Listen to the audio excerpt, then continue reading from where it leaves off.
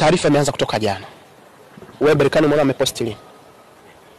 Berkane ameposti leo. Taarifa kuja TFF tarehe 14 jana. Ina maana wameanza kuarifiwa TFF na Simba. Tarehe 14 taarifa ndio imetoka. Berkane ameposti leo. Sasa nani kawahi kutoa taarifa? Wenzetu wameianika, sisi wakwetu wameificha. TFF hii taarifa walitakiwa kuitoa mapema, kufahamisha umma.